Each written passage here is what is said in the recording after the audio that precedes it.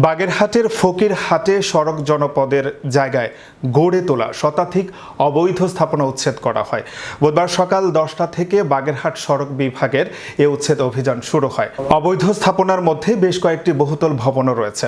উচ্ছেদ অভিযানে নেতৃত্ব দিয়েছেন সড়ক ও জনপথ বিভাগের খুলনা জোনের স্টেট ও আইন কর্মকর্তা অনিন্দ রায় এবং ফকিরহাট উপজেলা নির্বাহী অফিসার মোহাম্মদ মনোর হোসেন। উচ্ছেদ অভিযানটি ফকিরহাট উপজেলা সদরের ডাকবাংলা মোড় থেকে শুরু হয়ে কাঁঠালতলা বেলি ব্রিজ মোড় পর্যন্ত প্রায় 700 মিটার। এর আগে সড়ক বিভাগ থেকে 2 মাস আগে অবৈধ দখলদারদের চূড়ান্ত নোটিশ দেয়া সহ মাইকিং করা হয়েছিল।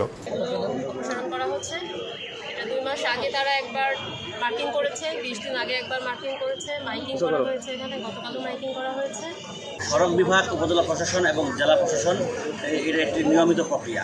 আমরা পরিচ্ছন্ন ফকিরহাট গড়ার প্রত্যয়ে যে আমরা অবৈধ স্থাপনাগুলো উচ্ছেদ করছি, আমাদের এই অভিযানে সহযোগিতা করছে সড়ক বিভাগ, অন্যান্য যে বিভাগ আছে এবং প্রয়োজনে রেলের যে জায়গা, এখানে যে অবৈধ স্থাপনাগুলো আছে যেগুলো হচ্ছে যারা বহির্ভূত, রেলের সাথে কথা হয়েছে, তারাও পর্যায়ক্রমে এগুলো উচ্ছেদ।